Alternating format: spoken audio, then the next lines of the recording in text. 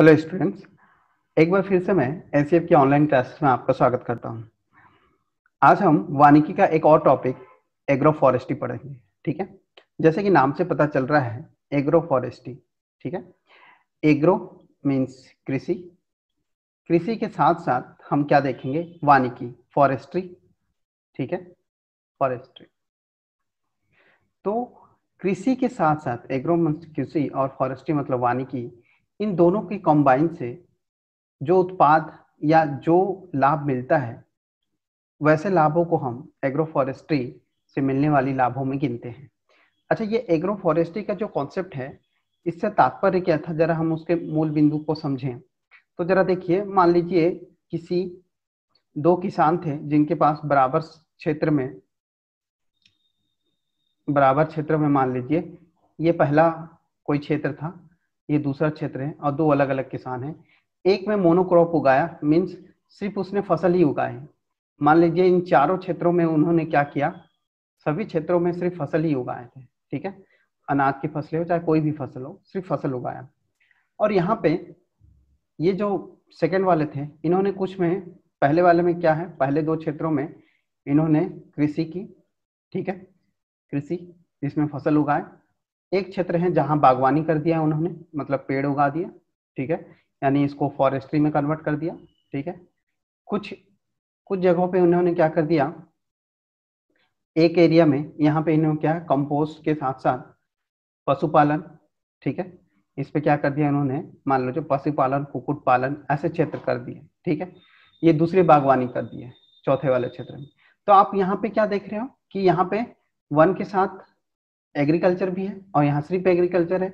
तो ये जो सेकंड वाला पर्सन है, इसको फायदा क्या है, हर साल मिलने वाला है। ठीक है, हर साल अगर उसके फसल खराब होती है तो वो उद्यानिकी वानिकी से काम चला लेगा या पशुपालन से भी काम चला लेगा। ठीक है, उसी प्रकार अगर मोनोक्रॉप से क्या हो जाता है, मतलब से जो एक प्रकार के खेती से क्या हो जाता है कि अगर ये इससे लाभ हुआ तो ठीक, नहीं तो क्या हो गया, अगर ये नुकसान हो जाता है तो पूरा नुकसान होता है। पर यहाँ से कुछ ना कुछ आय होता रहता है, जो एक परमानेंट इनकम बना रहता है इनका। ठीक है, तो एक इस प्रकार से इसमें मोनोक्रॉपिंग वाले फसल उगते हैं, मोनोक्रॉपिंग। ठीक है, और यहाँ पे क्या है, मिक्स्ड क्रॉपिंग। इसमें क्या है, मिक्स्ड, इसको हम लोग मिक्स्ड एग्रीकल्चर भी कहते हैं और इसको मोनो एग्रीकल्चर। ठीक है, तो एग्रो फॉरेस्ट का कॉन्सेप्ट यहीं से आया है कि हम वानिकी के साथ साथ कृषि को भी साथ में लेके चले। ठीक है, कॉन्सेप्ट को अगर परिभाषा के तौर पर देखें, जैसे कि यहाँ पे लिखा है, agro forestry is the collective name for land use system involving the tree combined with arable crops and animals on the same unit of land. इसका तात्पर्य यह है, जो एग्रो फॉरेस्ट्री होता है वो एक कलेक्टिव क्या होता है, कलेक्टिव मतलब बहुत सी चीजों को जोड़कर। ठीक है, एक ही भूमि पर पेड़ उगाना। ठीक है, और योग्य फसल उगाना, साथ ही पशुओं को चराना, ये सारी चीजें एक ही भूमि पर हो जाए, इसे हम एग्रो फॉरेस्ट्री कहेंगे। ठीक है, उसी प्रकार दूसरे शब्दों में agro forestry refers to sustainable land use system. ठीक है, इसका मतलब यही हुआ कि एक भूमि पर निरंतर निरंतर लाभ प्राप्त करने की वो कला, जिसमें हम कृषि के साथ वानिकी तथा पशुपालन को भी निरंतर कई सालों तक जारी रख सके। ठीक है, combine arable crop with tree crops and live stock, means मतलब कि पेड़ों से मिलने वाले जीवित पेड़ों का स्टॉक और लकड़ियां भी मिल सके। ठीक है, उसी लैंड के मैनेजमेंट से। ठीक है, या तो हम इसको टेम्पररी करें या कुछ सालों के लिए करें या परमानेंटली करें, इसका अर्थ यही हुआ। ठीक है, तो कुल मिला के एग्रो फॉरेस्ट्री जो है, आप डिफाइन करने ये चाहें कि एग्रो फॉरेस्ट्री एक ऐसी मैनेजमेंट है जहां किसी एक निश्चित भूमि पर हम कृषि के साथ साथ पशुपालन वानिकी को भी बढ़ावा देते हैं। ठीक है, चलिए, आपको क्वेश्चन ये बन सकता है, एक तो डेफिनेशन हो गया कि कॉन्सेप्ट एग्रो फॉरेस्ट्री का कॉन्सेप्ट कहां से आया। फिर आगे बढ़ते हैं कि agro forestry was formally outline bye American economic geographer. ठीक है, अमेरिकन व्यक्ति थे, उनका नाम था सर जे रसल स्मिथ, ठीक है, ये नाम याद रखिए, एग्रो फॉरेस्ट्री के जनक थे, ये इनका था। इन 1929 in his book tree crops में, ठीक है। और इन्होंने कहा कि जो एग्रो फॉरेस्ट्री है, इनकी एक बुक है, उनको एग्रो फॉरेस्ट्री में नाम दिया अ परमानेंट एग्रीकल्चर, ठीक है। He viewed the tree based as a permanent agriculture. Agro forestry को वो क्या है, एक प्रकार से परमानेंट एग्रीकल्चर कहा जाता है। तो आप ये बिल्कुल याद रखिए, अगर ऐसा क्वेश्चन आता है कि ऐसा कौन सा तरीका है जिसे हम परमानेंट एग्रीकल्चर को कहेंगे, ठीक है, उसमें ऑप्शन होगा। तो एग्रो फॉरेस्ट्री क्या है, एक प्रकार से परमानेंट एग्रीकल्चर है, ठीक है। क्योंकि आप जो है फायदा, खेती से फायदा दोनों से ले सकते थे। तो मैंने बताया था कि खेती से फायदा क्या है कि आप फसल से भी फायदा उठा सकते हैं, ठीक है, फसल के साथ क्रॉप, मतलब क्रॉप से, फॉरेस्ट से, और क्या है, पशुपालन से भी, एनिमल से भी फायदा उठाना, मतलब क्रॉप है, फॉरेस्ट्री है, एनिमल हस्बेंड्री है, यहाँ से भी किसानों को आय प्राप्त होता रहता है। तो इसको परमानेंट एग्रीकल्चर में लेते हैं, क्योंकि इसमें तीनों चीजों साथ में आती हैं और ये बिल्कुल फायदा देता है, ठीक है। चलिए, अब एग्रो फॉरेस्ट्री के फीचर्स क्या है, इसको देख लेते हैं कि ऐसा क्या क्या फीचर्स रहते हैं एग्रो फॉरेस्ट्री के। हम एग्रीकल्चर भी देख चुके हैं, फॉरेस्ट्री भी देख चुके हैं, अब इनके कॉम्बिनेशन में क्या क्या नया फीचर है इसको देखते हैं। Sorry, it has more than one crop, बिल्कुल जैसा कि आपने, मैंने बताया कि ये सिर्फ एक क्रॉप नहीं रहता, कई क्रॉप हैं। किसी लैंड को आपने अलग अलग फसल में उगा दिया, और क्या, वानिकी भी उगा दिया, फिर पशुपालन भी कर दिया। तो अलग अलग एक ही समय में क्या, अलग अलग आप क्रॉप ले सकते हैं, फसल ले सकते हैं। At a least one crop should be tree crop. एक तो आपको निश्चित है, सुनिश्चित है, आपने अगर यहाँ पे कुछ वन उगाए हैं, बागबानी की है, देखो बागबानी करना भी वन उगाना ही है, ठीक है। बागवानी जैसे आम के पेड़ लगा दिए हैं, अनार के पेड़ लगा दिए हैं, और वहां से आप हर साल उसके उत्पाद लेते हैं, तो वो क्या होता है, ट्री क्रॉप होता है, जो परमानेंट बना ही रहता है। मतलब एक क्रॉप तो आपको मिलने ही मिलना है, जो आप वानिकी से प्राप्त करेंगे। नेक्स्ट इसका फीचर है, it produce multiple outputs such as food, मतलब खाद्य पदार्थ मिलेंगे। फूडर मीन्स चारागाह के लिए आपको चारा मिलेगा, फ्यूल्स लकड़ी जलाने के लिए, और टिम्बर आपके घर सजाने के लिए भी काम आते हैं। चलिए नेक्स्ट फीचर हम देखते हैं। एग्रो फॉरेस्ट जो है, it emphasize on the use of multipurpose tree and shrubs, ठीक है। ये बढ़ावा देता है, एम्फेसिस मतलब जोर देता है किनका, मल्टीपर्पज जो पेड़ होते हैं उनको उगाने के लिए, और श्रब मतलब झाड़ उगाने के लिए, ठीक है। कि मान लीजिए यहाँ पे आपने लाइन से क्या है, पेड़ उगाए हैं, या बहुमूल्य जो झाड़ प्रवृत्ति के होते हैं उनको उगा दिए हैं आपने, ऐसा जैसा कि मैं दिखा रहा हूँ, या आपने क्या कर दिया है, ऐसे लाइन से अगर ऐसे पेड़ उगा दिए हैं और इनके बीच में आपने ऐसे फसल लगाए हैं, ठीक है। तो ये इनको बढ़ावा देती है कि आपको फसल के साथ बहुउपयोगी पौधे या पेड़ भी लगा सकते हैं, ठीक है। इनको जोर देता है एग्रो फॉरेस्ट्री। इसके साथ it is structurally and functionally more complex system. ये थोड़ा सा कॉम्प्लेक्स सिस्टम है, क्योंकि जहाँ पे हम लोग सिंगल फसल की जगह हम लोग क्या है, जब अलग अलग प्रकार के पेड़ लगाते हैं और उनके बीच फसल भी लगाते हैं, तो फसल और वानिकी थोड़ा सा कॉम्प्लेक्स सिस्टम है एज कम्पेयर टू द सामान्य कृषि से।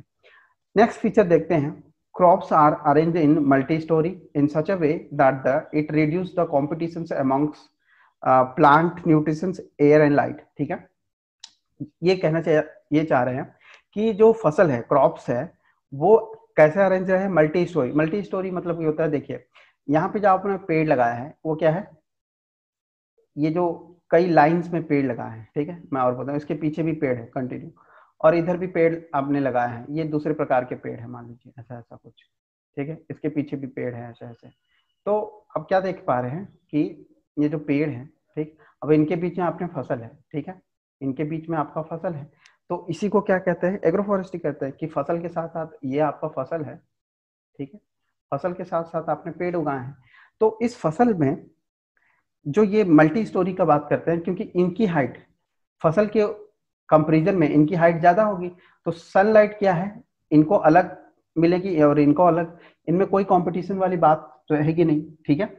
मतलब ये किनारों पे हम लगाते हैं ताकि फसल पे कोई इसका छाया ना पड़े। हम कोशिश करते हैं कि कम छाया वाले पेड़ लगाएं ताकि इस पे जो है फसल पे कोई उसका छाया ना पड़े, और कंपटीशन जो न्यूट्रिशंस है हम ये यही चीज देखने वाली बात रहती है कि एग्रो फॉरेस्ट्री में मल्टी स्टोरी बनाने का चीज दो अर्थ निकलता है। पहली चीज ये आती है कि जो ऊंचे वाले पेड़ हैं इनको सनलाइट अलग मिलता है, और ये सनलाइट जो है फसल को भी मिले ऐसा पेड़ उगाना चाहिए ताकि ये मल्टी स्टोरी हो। मल्टी स्टोरी मतलब दूसरों की हाइट जो है, ये पेड़ों की जो हाइट है वो फसलों की हाइट से बिल्कुल अलग ही होगी, और जिससे सनलाइट बिल्कुल कंपटीशन ना हो। वो उन फसल को उगाया जाता है जिनसे क्या है, न्यूट्रिशंस और एयर तथा लाइट का इनका कंपटीशन ना हो। मतलब क्या है कि जमीन तो एक ही है, अब इसी जमीन पे पेड़ भी उगे हैं और फसल भी उगे हैं, तो ऐसे पेड़ को उगाते हैं जिनसे इनको क्या हो सके, ये अलग प्रकार के न्यूट्रिशंस ले और ये दूसरे प्रकार के न्यूट्रिशंस पाए, इनमें कोई कॉम्पिटिशन ना हो। ऐसे ऐसे फसल को हम लोग एरेबल फसल कहते हैं।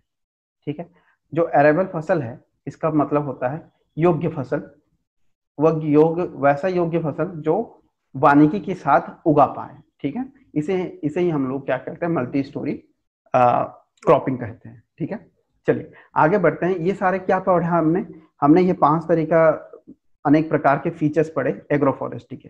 चलिए जरा आगे बढ़ते हैं, बेनिफिट्स ऑफ एग्रो फॉरेस्ट्री, कि एग्रो फॉरेस्ट्री करने से हमको फायदा क्या क्या होंगे। ठीक है, बहुत ही इंपॉर्टेंट है यहाँ से। ठीक है, यहाँ से क्वेश्चन बन सकते हैं, जैसे इन्वायरमेंटल क्या इफेक्ट बेनिफिट मिलेगा अगर एग्रो फॉरेस्ट्री को अपनाते हैं। इन्वायरमेंट में देखिए ये क्या है, agro forestry reduce the pressure on forest and enhancing the better protection of ecology. देखिए अगर किसान खेत के साथ वानिकी उगाने लगे, मतलब फसल के साथ साथ उन्होंने क्या किया दिया, ये पेड़ है, ये मान लीजिए ये सब पेड़ है। ठीक है, और ये क्या है, ये सब फसल है। ठीक है, ये आपकी फसल है। तो फसल और पेड़, तो हर किसान अगर पेड़ और फसल दोनों उगाने लगे तो जो वानिकी को बढ़ाने का जो प्रेशर है वो कम हो जाएगा। ठीक है, इसमें क्या है, इकोलॉजी को फायदा होगा, एनवायरमेंटल फ्रेंडली हो जाएंगे। ठीक है, तो नेक्स्ट बढ़ते हैं, it's augment biological diversity by favouring the environmental condition. जी हाँ, बिल्कुल सही होगा। ऑगमेंटेशन में मतलब बढ़ावा ही होता है। ठीक है, बायोलॉजिकल डाइवर्सिटी को बढ़ाएगा ही, बिल्कुल बढ़ाएगा, क्योंकि आपने पेड़ जहां खेती के साथ वानिकी भी करने लगे तो इससे क्या होगा कि ये है किसको, इन्वायरमेंटल फेवर में आपने काम किया है ना।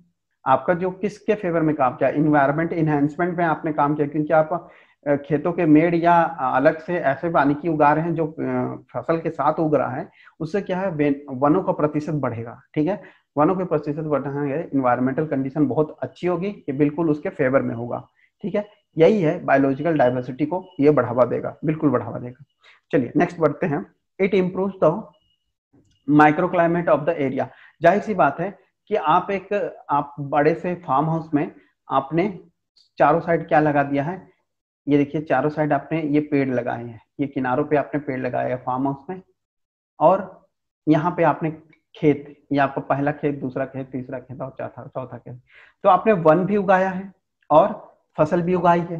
ठीक है, तो ये क्या है, ये जो इन्वायरमेंट है, ये छोटे से एरिया के लिए है, क्योंकि किसी राज्य किसी जिले का जो भूभाग है वो बहुत बड़ा रहता है। अब उस भूभाग के छोटे से शहर में, छोटे से कस्बे में आपने एक छोटा सा फार्म हाउस लिया है, तो उस फार्म हाउस का जो एरिया है उसको क्या बोलेंगे हम, इसको हम लोग बोल देते हैं माइक्रो क्लाइमेट।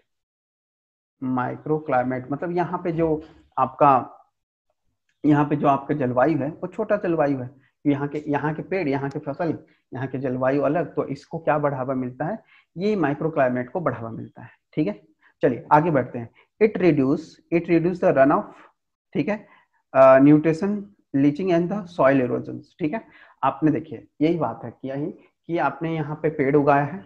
ठीक है, अब जब आपने पेड़ के साथ कृषि उगाने से फायदा ये हो जाता है कि ये जाहिर सी बात है, पेड़ उगाने से सॉइल इरोजन कम हो जाता है। ठीक है, और उर्वरकता बनी रहती है। ठीक है, क्योंकि मिट्टी अगर वहीं स्थिर रहे और उनका लीचिंग ना हो, ठीक है, मतलब इरोजन ना हो, बहा के कहीं और ना जाए, तो आपकी मिट्टी जो है वही रहने के साथ उपजाऊ होती जाती है। ठीक है, तो इसको क्या है, जो मिट्टी का क्षय है वो रिड्यूस हो जाती है। नेक्स्ट बढ़ते हैं, जो बेनिफिट है एग्रो फॉरेस्ट्री का वो है कि it improves the soil fertility through the addition of litter fall. देखिए लिटर फॉल का मतलब होता है कि जैसे मैंने बताया कि ये, एक बार मैं यहाँ से फिर से मिटा के बता रहा हूँ, जैसे कि आप देख पाएंगे,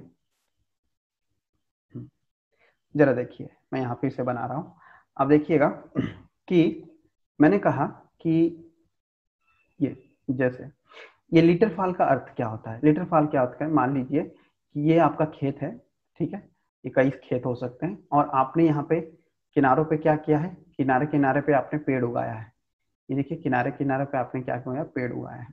तो इससे आपको फायदा क्या हो रहा है, ये देखिए ये आपने पेड़ उगाया है, मान लीजिए बहुत सारे पेड़ है चारों साइड, तो क्या होगा, इनके जो पत्ते हैं वो उड़ के सालों दर साल इस इनके पत्ते उड़ के इन खेतों में पड़ेंगे। ये पहला खेत है, दूसरा खेत, तीसरा खेत, चौथा खेत, जो भी खेत, जितने भी खेत है। तो इससे फायदा क्या होता है, ये जो पत्ते गिरते हैं यहाँ से ये कंपोस्ट बन जाते हैं और मिट्टी को उर्वरक बढ़ा देते हैं। ठीक है, तो ये लिटर फॉल का मतलब होता है पेड़ों के पत्ते, छाल, फूल, ये सब, या फिर इनके पशु पक्षी जो खा के यहाँ पे जो भी विसर्जित करते हैं वो भी इनके कंपोस्ट में काम आता है। ठीक है, तो सॉइल की फर्टिलिटी बढ़ती है। ठीक है, इस प्रकार से इनकी जो मिट्टी की है अच्छी उर्वरकता क्षमता हो जाती है।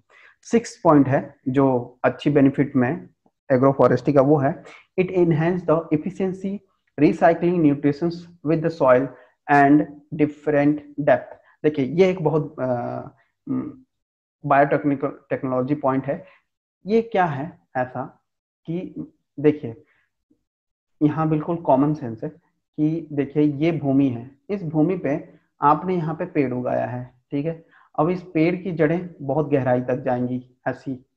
ठीक है, और यहाँ पे आपने फसल भी उगाया है, ये देखिए ये जो फसल उगा, फसल की जड़ें बिल्कुल कम गहराई तक जाती हैं। ठीक है, तो जो गहराई पे पाए जाने वाले न्यूट्रिशंस हैं, ठीक है, गहराई पे पाए जाने वाले जो न्यूट्रिएंट हैं, ठीक है, अब इनका शोषण ये करते हैं और यहाँ तक इतनी गहराई पे जो न्यूट्रिशन पाया जाता है, ये न्यूट्रिशन ये बड़े पेड़ द्वारा उठाया जाता है और ये बड़े पेड़ ले जाके इनको फसल तक पहुंचा देते हैं। तो ये फायदा हो जाता है किनको, फसल को, कि गहराई में पाए जाने वाले न्यूट्रिएंट्स को बड़े पेड़ के जड़ों द्वारा सॉइल किनको, फसल को फायदा हो जाते हैं। ठीक है, इस प्रकार से ये एफिशिएंसी बढ़ा देते हैं किसी भूमि की।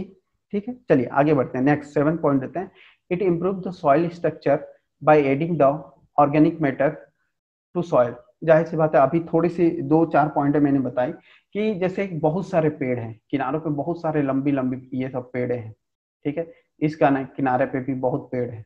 ठीक है, और इसके बीच में आपने ऐसे फसल लगाया था, तो आपको क्या देखें, यहाँ से पत्ते गिर के, पत्ते गिरेंगे, फूल गिरेंगे, इनके लकड़ियों के छाल गिरेंगे या छोटे लकड़ी गिरेंगे, तो और उनसे उनके आसपास मंडराने वाले जो चिड़िया हैं, जो पक्षी हैं, जो पशु हैं, इसके आसपास जो घूमेंगे फिरेंगे या चारागाह में, तो उनसे क्या हो जाएगा, उनके द्वारा जो स्रावित या निष्कासित जो पदार्थ है वो भी इस जमीन पे मिल जाएंगे। तो इससे क्या हो जाएगा, ये जमीन उपजाऊ हो जाएगा, तो सॉइल की स्ट्रक्चर और क्वालिटी बदल जाती है।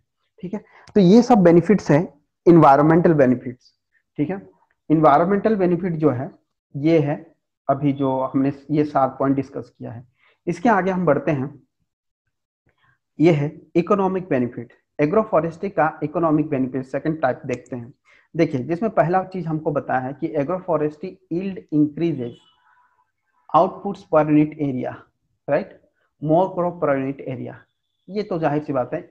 इकोनॉमिक जो बेनिफिट है वो पहले ही बता दिया था कि एक क्षेत्र से बहुत, मतलब पर यूनिट एरिया जो आउटपुट्स है वो हमको ज्यादा मिलेगा। क्यों, क्योंकि फसल के साथ साथ क्या ले रहे हैं, उद्यान से भी फायदा ले रहे हैं, मतलब क्रॉप से मिलने वाला पैसा, ठीक है, और वानिकी से भी, फॉरेस्ट से भी मिलने वाला पैसा, ठीक है, पशुपालन से भी मिलने वाला पैसा।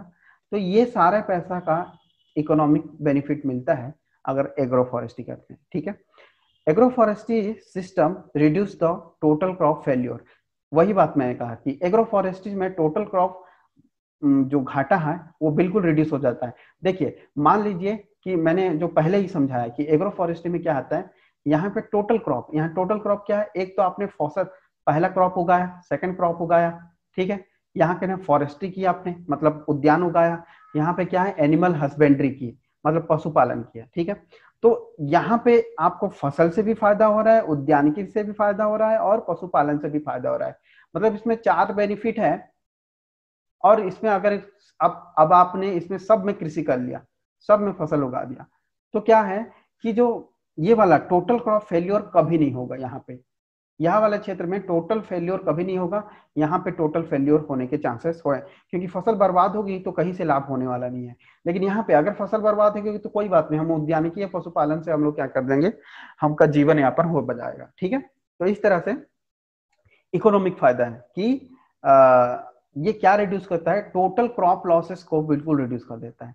नेक्स्ट बढ़ते हैं, all this benefits result in the increase of farm income. बिल्कुल बात है, एक फार्म की इनकम तो बढ़ेगा ही। देखिए अगर आपका इस साल मान लो फसल खराब हुआ तो हम बागवानी से उसका मेकअप हो जाएगा या पशुपालन से मेकअप हो जाएगा, ठीक है। लेकिन अगर फसल बर्बाद हुई तो अगर मोनोक्रॉप उगाए हैं तो फसल बर्बाद हुई तो कोई रिकवरी नहीं है। तो यही चीज है कि एग्रो फॉरेस्ट्री आज के दिन में अगर कोई किसान के पास बड़ी जमीन है तो उसके पास सारी चीजें उगाना चाहिए, उद्यानिकी के साथ साथ कृषि। तो ये है इकोनॉमिक बेनिफिट्स। आगे बढ़ते हैं सोशल बेनिफिट्स। सोशल बेनिफिट्स की तरफ देखते हैं, जैसा कि देख रहे हैं थर्ड टाइप सोशल बेनिफिट। इसमें agro forestry improve the rural living standards. जाहिर सी बात है अगर निरंतर आपका आय बना रहे तो लिविंग स्टैंडर्ड बढ़ेगा by increasing there income and sustainable manner, ठीक है। बिल्कुल सतत इंप्रूवमेंट होगी, मतलब कंटिन्यू आपको इंप्रूवमेंट मिलेगा क्योंकि आपके पास सतत हमेशा किसान के पास पैसा रहेगा और वो अपने इन्वेस्टमेंट में बढ़ावा करेगा। आगे बढ़ते हैं, दूसरा बढ़ते हैं, it improve the health and nutrition of the people by providing the diverse nutrition rich farm produces, ठीक है। जाहिर सी बात है हेल्थ और न्यूट्रिशन की बात चल रही है of the people by the providing the diverse nutrition. देखिए उनके पास क्या है, ये जो सोशल बेनिफिट की बात कर रहे हैं कि मनुष्य के पास खाने के लिए सिर्फ अनाज के साथ साथ कई फल फूल भी मिलेंगे जिससे उसके खुद के पर्सनल हेल्थ में उसकी ग्रोथ होगी। नेक्स्ट थर्ड देखते हैं, multiple outputs without the risk total failure stabilises the farm communities, ठीक है। तो क्योंकि मल्टीपल आउटपुट्स हैं तो टोटल फेलियर होने के चांसेस तो बनते ही नहीं है। तो ये सोशल बेनिफिट्स वाली चीजें होंगी, ठीक है। लेकिन इन सब बेनिफिट्स के बाद भी आपने क्या देखा कि 3 प्रकार के बेनिफिट्स होते हैं, ठीक है। पहला बेनिफिट आपने देखा कि इन्वायरमेंट बेनिफिट्स है, दूसरा आपने इकोलॉजिकल बेनिफिट देखा और तीसरा सोशल बेनिफिट देखा। तो इस प्रकार से, लेकिन इन बेनिफिट के बजाय कुछ कॉन्ट्राडिक्शन प्रोड्यूस होते हैं। हम देखते हैं कि मान लिया आपने गलत सिलेक्शन कर दिया, ठीक है, तो उससे क्या होगा, interface of the tree decreases the crop yield which is lower than the monocrop, ठीक है। क्या हो सकता है कि कभी कभार कि ये जो पेड़ आपने चारों साइड लगाया था और बीच में जो फसल उगाया था, ठीक है, यहाँ का जो फसल है हो सकता है जो सिंगल क्रॉप लेते हैं सिर्फ फसल ही उगाते हैं उनसे थोड़ा सा कम मिले, ठीक है, उनकी अपेक्षा थोड़ा सा कम मिले, लेकिन ओवरऑल में ये ज्यादा रहता है और सिंगल फसल में ये ज्यादा रहता है, ठीक है। इसकी बात करते हैं। या दूसरा प्रॉब्लम ये होता है, the tree canopy absorb maximum light causes competition of the light. अगर आपने क्या कर दिया, मान लीजिए जैसा मैं बताना चाह रहा हूँ, जरा ध्यान दीजिएगा कि ऐसा होता है कि इस लाइन में ये देखिए, ये 2 लाइन के बीच में आपने फसल उगाई, ये जो है ये फसल है, ठीक है, ये आपकी फसल है बीच में ये 2 लाइन, और ये जो लाइन दिख रही है 2 थी, ये लाइन दिख रही, ये दोनों लाइनों में आपने पेड़ उगाया है, तो ये जो है ये फॉरेस्ट्री होगी, ये आपकी वानिकी है। तो इन पे अगर आपने पेड़ उगाया जिससे क्या हो, इनका छाया अगर इन पे पड़े, ठीक है, इन पे भी आपने ऐसा पेड़ उगाया और इनका छाया अगर फसल पे पड़े तो सनलाइट का इफेक्ट के कारण उतने एरिया में फिर फसल नहीं होता है। तो सनलाइट बहुत जरूरी होता है क्रॉप के लिए, तो सनलाइट का कॉम्पिटिशन ना पड़े, हमको ये सोचना पड़ेगा कि आपका जो पेड़ है, पेड़ को कैनोपी वो ज्यादा बड़ा ना हो, क्योंकि बड़ा कैनोपी के क्या होगा, ज्यादा एरिया घेरता है और एरिया ज्यादा घेरने से क्या हो जाता है, उतने एरिया में फिर फसल नहीं हो पाता है। इस चीज को बिल्कुल ध्यान देना पड़ेगा। ये सारी चीजें उसके कंस्ट्रक्ट है, कंस्टेंट है। कंस्टेंट मतलब ये अवरोध उत्पन्न करते हैं। ठीक है, चलिए नेक्स्ट जो टॉपिक है हम आगे देखते हैं, वो है क्लासिफिकेशन ऑफ एग्रीफॉरेस्ट्री। वेरी इंपॉर्टेंट, यहाँ से डेफिनेटली है, यहाँ से क्वेश्चन बनेगा, श्योर है। ठीक है, जरा देखते हैं कि कैसे क्वेश्चन बनेंगे और हम उसको कैसे टैकल कर सकते हैं। देखिए क्लासिफिकेशन ऑफ जो फॉरेस्ट्री है, अगर मैं उसको देखने जाऊं तो जरा ध्यान से कि ये जैसा कि आप देख पा रहे हैं, हाँ चलिए देखते हैं कि जो एग्रो फॉरेस्ट्री के जो क्लासिफिकेशन है, ये classification of agro forestry based on the natural component के आधार पर। एग्रो फॉरेस्ट्री की जो क्लासिफिकेशन है वो 4 भागों में बांटा गया है। तो मुख्य तो 3 ही भाग है, आप देखा जाए तो agri silviculture system, silvi pasture system, agri silvi pasture, ठीक है, और अदर सिस्टम। ठीक है, तो आपको यहां से क्वेश्चन बिल्कुल कैसे बनते हैं जरा देखते हैं कि अगर आपको ये कह दिया कि जो टंगिया सिस्टम है इन चारों में से, जैसे पहला, दूसरा, तीसरा और ये चौथा, ठीक है, इनमें से किस सिस्टम का, किस एग्रो फॉरेस्ट्री सिस्टम का भाग है, तो टंगिया सिस्टम है, एग्री सिल्वीकल्चर का पार्ट है। उसी प्रकार अगर मैं कह दिया होम गार्डन किसका एग्जाम्पल है, तो वो होगा एग्री सिल्वी पास्टुलर का होगा। ठीक है, ये थर्ड टाइप का एग्रो फॉरेस्ट्री है। ठीक है, उसी प्रकार अगर आपको मैंने ये कहा कि ये प्रोटीन बैंक जो फॉरेस्ट्री है, एग्रो फॉरेस्ट्री है, वो किसका भाग है, एग्री सिल्वीकल्चर का, सिल्वी पास्टुलर का, या एग्री सिल्वी पास्टुलर का, या अदर का। ठीक है, तो प्रोटीन बैंक जो है वो सिल्वी पास्टुलर का है। ठीक है, तो इस प्रकार से क्वेश्चन बनेंगे कि आपको इनमें से कोई भी एक पूछेगा कि ये कौन सा एग्री फॉरेस्ट्री का टाइप है। ठीक है, तो ये 4 टाइप है। ठीक है, जिनको मैंने फिर से रिपीट कर रहा हूँ, agri silviculture system first part है, सेकंड पार्ट है आपका सिल्वी पास्टुलर, थर्ड पार्ट है आपको एग्री सिल्वी पास्टुलर, और फोर्थ है अदर सिस्टम। अदर सिस्टम में जैसे एपीकल्चर, जैसे मधुमक्खी पालन है, एक्वा फॉरेस्ट्री मतलब तालाब में मछली पालन और उसके किनारों पे पेड़ उगाना, फिर मल्टीपर्पज वुड लॉट्स। ठीक है, तो ये सारी चीजें क्या है, एग्जाम्पल्स हैं, उदाहरण है अलग अलग सिस्टम के। ठीक है, तो ये चारों सिस्टम को आपको याद रखना है। आज हम पूरी कंप्लीट तरह डिस्कस करेंगे ये फर्स्ट वाला पार्ट। ठीक है, इनके 11 पार्ट्स हैं, सब पार्ट्स हैं, लेकिन इतने देखने में 11 पार्ट हैं, आप बिल्कुल समझ जाएंगे बहुत ही आराम से। ठीक है, अक्सर आपने देखा है पर इनको नाम दिया गया है इसलिए ये नए लग रहे हैं, पर हैं पुराने हैं, आप देखते ही समझ जाएंगे। ठीक है, तो आज हम ये फर्स्ट पार्ट को कवर करते हैं, एग्री सिल्वीकल्चर सिस्टम।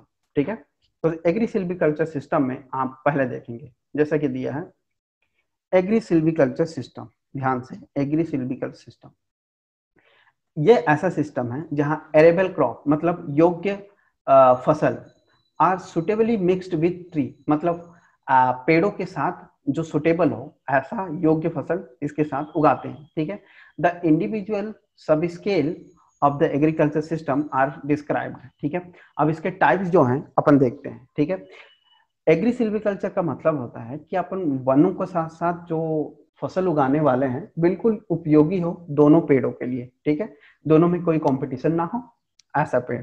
ठीक, चलिए जरा देखते हैं। इसमें सबसे पहला पार्ट है, जैसा ये वही पार्ट है जो ऊपर मैंने बताया। देखिए ऊपर में मैंने क्या बताया कि इसमें 11 पार्ट है। तो पहला पार्ट पढ़ेंगे improved fellow species in shifting cultivation. ठीक है, अगर यही पूछ दे कि शिफ्टिंग कल्टीवेशन किसका पार्ट है, सिल्वीकल्चर, एग्री सिल्वीकल्चर पार्ट है। ठीक है, चलिए तो देखते हैं जो पहला सिस्टम है, पहले सिस्टम का पहला पॉइंट है, ये है आपका improve fellow species in the shifting cultivation. देखिए ये एग्रो फॉरेस्ट्री कैसा है, मतलब ये है कि शिफ्टिंग कल्टीवेशन की बात हो रही है कि हमने पहले क्या किया, पेड़ों को काटा और वहां पे खेत तैयार किया और वहां पे फसल उगा दी। ठीक है, अब फसल उगाने के बाद आपने फसल को काटा, फसल काटने के बाद अब यहां से छोड़ के अगले पेड़ काटोगे, फिर वहां पे क्या है, फिर खेत बनाओगे, फिर फसल बोगे। लेकिन ये भूमि को खाली ना छोड़कर जिसको आपने पहले खेत में इस्तेमाल करके फसल उगा ली है, अब उसमें क्या कर दिया हमने, ऐसे पेड़ उगा दिए, ठीक है, रिप्रोडक्शन रीजनरेशन कर दिया पेड़ों का, ठीक है, फिर वन उगा दिए। तो ये जो सिस्टम है इसको बोलते हैं कि improved fall species in the shifting cultivation. इसमें क्या, इसमें यही किया जाता है फर्स्ट पार्ट में, ठीक है, कि जिनमें हम लोग ऐसे करने से क्या हो जाता है, ऐसा प्रैक्टिस से कि सॉइल का इरोजन नहीं होता और वनों में वृद्धि होती है, ठीक है, वनों को वृद्धि हो जाती है, जिससे ये क्या हो जाते हैं, दूसरा ये उर्वरित भी हो जाते हैं, क्योंकि क्रॉप यहाँ पे क्या हो जाते हैं, हमने फसल ले लिया तो ये अलग प्रकार के इसमें उर्वरक जमा हो जाते हैं जो हमें फसल उगाने, वनों को उगाने में सहायक हो जाते हैं, ठीक है। तो ये शिफ्टिंग कल्टीवेशन का उदाहरण है एग्री सिल्वीकल्चर सिस्टम, ठीक है। नेक्स्ट बढ़ते हैं टंगिया system, very important.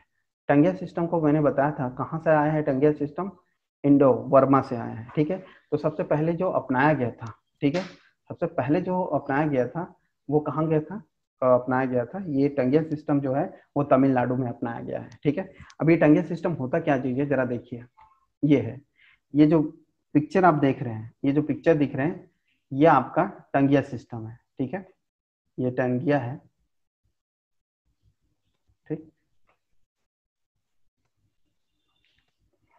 Wait a minute, ये टंगिया सिस्टम है, ये जो आप वानिकी देख रहे हैं ये टंगिया सिस्टम है, जहां पे आप लोग क्या देख रहे हो, देखिए ये पेड़ों की, ये फसल का लाइन है, और ये पेड़ों की, ये पेड़ देख रहे हैं, पेड़ भी लाइन से उगे हुए हैं इसी प्रकार से, ये पेड़ों की लाइन है, और इन पेड़ों की लाइन के बीच में ये फसलों की लाइन है, दिख रहा है।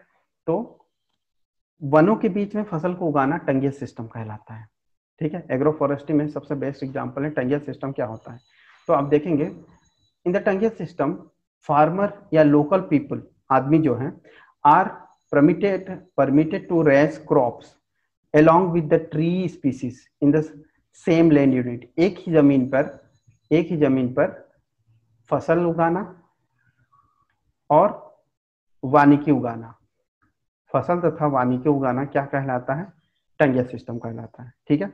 अब इसमें जो टंगिया के 3 टाइप हैं, यहाँ पे निश्चित क्वेश्चन बनता है कि टंगिया को आपको पहचानना है कौन सा, ये डिपार्टमेंटल, ये 3 प्रकार के होते हैं, ये टंगिया सिस्टम कितने प्रकार के होते हैं, 3 प्रकार के। पहला जैसा है डिपार्टमेंटल टंगिया सिस्टम। डिपार्टमेंटल टंगिया मतलब क्या होता है, इनको जो, इनमें जो फसल के साथ जो वन उगाया जाता है वो उगाता कौन है, फॉरेस्ट डिपार्टमेंट। फॉरेस्ट डिपार्टमेंट के द्वारा, ये देखिए फॉरेस्ट डिपार्टमेंट के द्वारा या फॉरेस्ट एम्प्लॉय के द्वारा जो वन और कृषि उगाया जाता है, वैसे टंगिया पद्धति को हम लोग डिपार्टमेंटल टंगिया कहते हैं, जिनको वन विभाग द्वारा उगाया जाता है। दूसरा लीज टंगिया, नाम से पता चला लीज पे उगाया जाता है, इसका मतलब यह है in this system land is given to a local people on lease for raising crops with the plantation for a specific duration with the insure tree care, ठीक है। मतलब लोगों को क्या कर दिया जाता है, गवर्नमेंट द्वारा दे दिया जाता है लीज पर कि आप इतना रुपए का मुआवजा देकर, मतलब लगान देकर, बाकी आप खेती यहाँ पे कर सकते हैं या वानिकी के साथ खेती कर सकते हैं।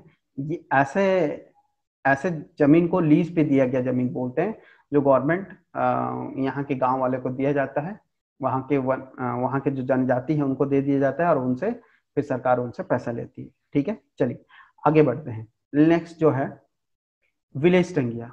अब देखो विलेज टंगिया की बात कर रहे हैं, नाम से पता चल रहा है गांव की भूमि की बात कर रहे हैं। Crops are raised by the people who living the settle down in the village, जो गांव में रहने वाली, ठीक है, उसी वन क्षेत्र में रहने वाले, ठीक है, जो जंगलों के बीच में रहने वाले लोग हैं inside the forest. Usually the family has allotted to land about 1 to 2 hectare to raise the tree along with arable crops for 2 to 3 years, ठीक है। 3 से 4 सालों से क्या कर रहे हैं के लिए वनवासी जो हैं, वहां रहने वाले लोग हम जो बस गए हैं, अब उनके द्वारा उगाया गया जो वनों में उगाने वाले जो फसल है उनको हम लोग क्या विलेज टंगिया बोलेंगे, ठीक है। तो टंगिया 3 प्रकार के हैं, डिपार्टमेंटल, लीज और विलेज। तो गांव के लोगों द्वारा उगाया गया टंगिया पद्धति गांव के लोगों द्वारा उगाया जाता है, इसलिए विलेज टंगिया बोला जाता है। लीज पे बोया गया या उगाया गया जो फॉरेस्ट और कृषि है वो लेस टंगिया उगाएगा, डिपार्टमेंटली मतलब फॉरेस्ट विभाग द्वारा उगाया गया जो फॉरेस्ट्री या क्रॉप है उसको हम लोग डिपार्टमेंटल टंगिया कहेंगे। नेक्स्ट बढ़ते हैं। देखिए ये हमने दो टाइप के पढ़े हैं अभी, क्या कौन से टाइप करें। पहले सिस्टम का फर्स्ट पार्ट और सेकंड पार्ट पढ़ा। पहला शिफ्टिंग कल्टीवेशन का, फिर दूसरा टंगिया सिस्टम का। तीसरा सिस्टम जो है multipurpose multi species tree gardens, ठीक है। मल्टी स्पीसीज में विभिन्न प्रजाति की गार्डनिंग किया जाए, ठीक है। तो ये भी क्या है, एग्री सिल्वी कल्चर की बात करेंगे। इन this system mixture of various kind of tree, मतलब बहुत सारे नानादि प्रकार के पेड़ों को उगाना, ये मल्टीपर्पज है, ठीक है। जिससे हमको फायदा क्या हो जाता है, कुछ पेड़ों से हम लोग को फल मिल जाता है, मतलब खाद्य पदार्थ मिलता है। कुछ पेड़ों से हम लोग को चारा के लिए उपयोग हो जाता है। कुछ पेड़ों से हम लोग को क्या है, लकड़ी उपलब्ध हो जाता है। तो ये प्रकार के मिक्स पेड़ पौधों की बात हो जाती है, ठीक है। वेरी इंपॉर्टेंट फोर्थ टाइप का जो है सिस्टम है वो एली क्रॉपिंग है। देखो एली क्रॉपिंग, जैसा कि इस फिगर को देखो, इस फिगर को मैं जरा दिखाऊं आपको कि आप देख सकते हैं। ये जो फिगर है, अगर मैं थोड़ा सा इसको बड़ा करके आपको दिखा रहा हूँ, जस्ट अ मिनट, ये देखिए। जैसे ये जो फिगर है ये एली क्रॉपिंग की बात कर रहा है, ठीक है। इस फिगर से आप समझ सकते हैं ये एली क्रॉपिंग का। देखिए एली क्रॉपिंग का मतलब होता है कि यहाँ पे आप जो देख रहे हैं कि ये जो पेड़ है इनकी लंबी ऐसी कतार है, ठीक है। इस पेड़ों की ये लंबी कतार है, ठीक है, ऐसा है, ठीक है। लंबी लंबी क्यारें हैं, उसी प्रकार है, उसी के पैरेलल हमने क्या उगा दिया है, ये हमने बाढ़ सा बना दिया है, किसे, फसलों का बाढ़, ठीक है। एक दूसरे पे बाढ़ लगा दिया, मतलब यहाँ पे हमने बाड़ा लगा दिया किसका, पेड़ों का। ये देखिए ये दोनों इधर बाड़ा लगा दिया पेड़ों का, जो वानिकी उगा दिया है, ठीक है। इधर बाड़ा लगा दिया पेड़ों का वानिकी, ठीक। और यहाँ पे हमने उगा दिया है लंबी लंबी क्यारियां फसल की, तो इसे एली क्रॉप कहते हैं।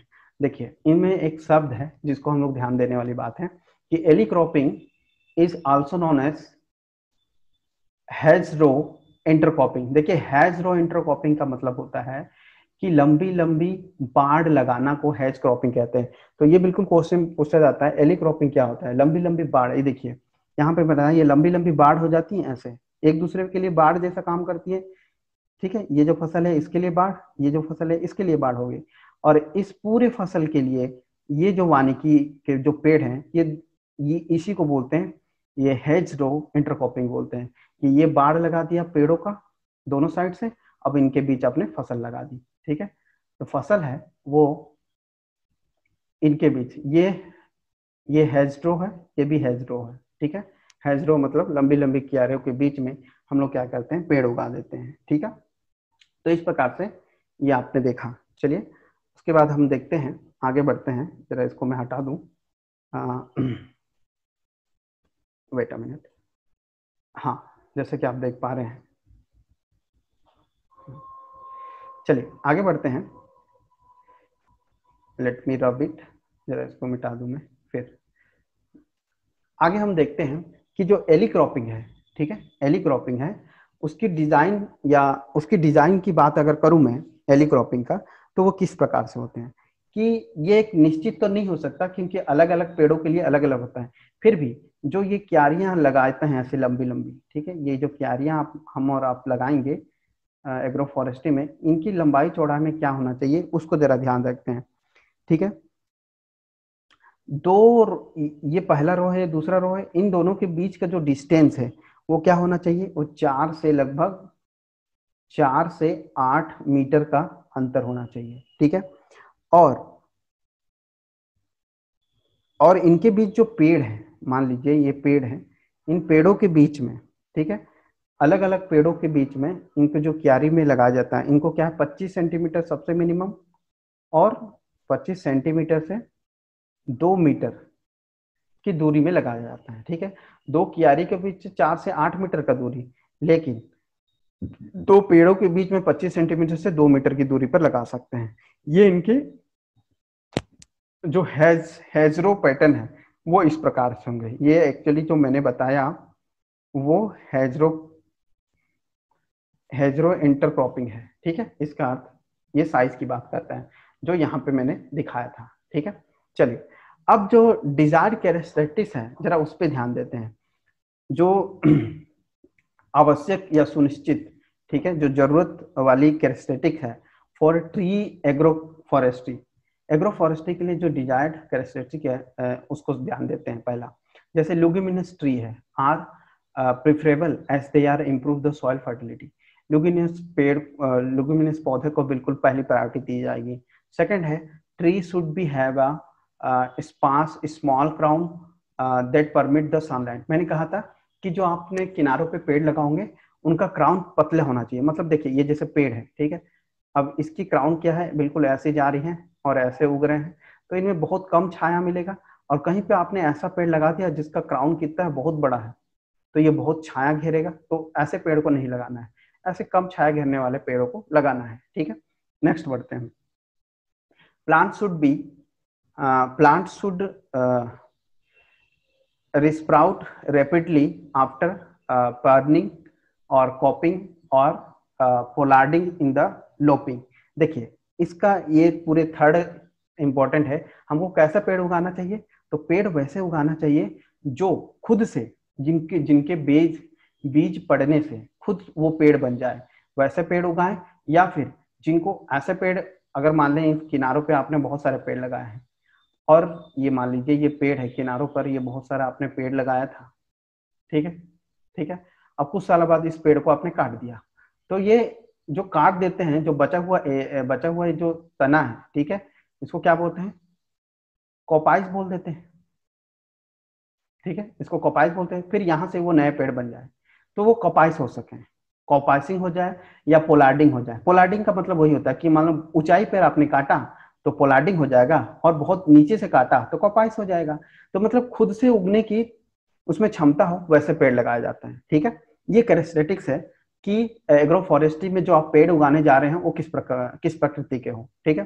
नेक्स्ट बढ़ते हैं। The tree should have the deep deep tap root system with few lateral roots branches near the surface।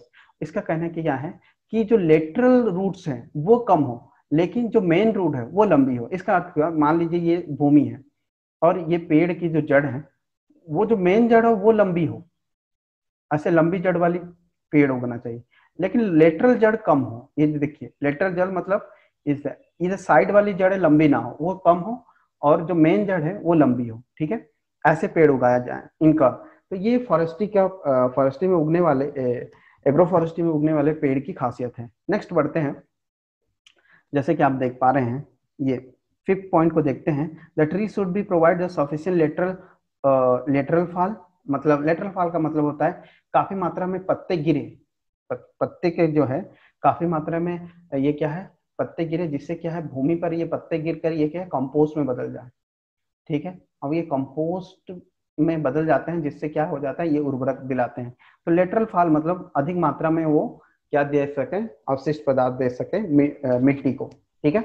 Next six जो है, the tree should not have any allopathic effect. Very important. देखिए ये जो allopathic effect बोलते हैं, अब ये allopathic effect क्या होता है, देखिए मैं बताना चाहूंगा यहाँ पे। ये इसको हम कृषि में भी पढ़ेंगे और यहाँ पे मान लीजिए ये भूमि है, इस भूमि पे देखिए जरा ये फसल उगा है यहाँ पे, ये देखिए ये सारे फसल है, ऐसे ये फसल है। यहाँ पे आपने क्या कर दिया है, अब यहाँ पे आपने पेड़ भी तो उगाए हैं, ठीक है, तो इसकी जड़ें तो ऐसी ऐसी फैली रहेंगी, लंबी लंबी।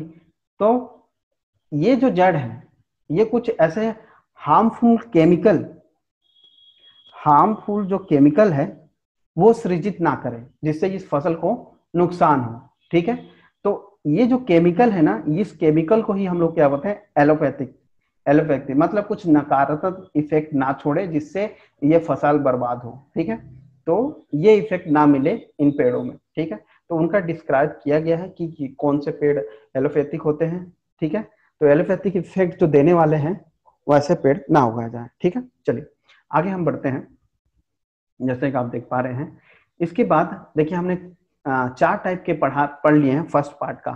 फिफ्थ पार्ट है multipurpose multipurpose multipurpose tree and shrubs on farmland, ये उसी प्रकार है जैसा कि हमने थर्ड वाला पार्ट देखा था, मल्टीपर्पज ट्री होंगे। जिसे कहें in this system various multipurpose trees species occurs scatterly in some systematic pattern. देखो कुछ सिस्टमेटिक पैटर्न में क्या है, अलग अलग पेड़ लगा जाते हैं। मैंने कहा था कुछ क्या है फलों के लिए लगाएंगे, ठीक है, कुछ फलों के लिए लगाएंगे, कुछ चारे के लिए लगाएंगे, कुछ लकड़ी उत्पादन के लिए लगाएंगे। तो अलग अलग पर्पज के लिए अलग अलग जो ट्री हैं उनको लगाए जाते हैं। तो in this system multiple products can offer protective functions too, मतलब जो कृषक का जीवन है उसको क्या है मल्टीपल प्रोडक्ट मिल सके, मतलब नाना प्रकार के उत्पाद वो ले सके, इसलिए मल्टीपल ट्रीज एंड श्रब्स को उगाया जाता है, ठीक है। इट्स सुटेबल ट्री आर जैसे ल्यूकेनिया है, ठीक है, अकासिया अलीबिया है तथा केसिया सेमिया है, ठीक है।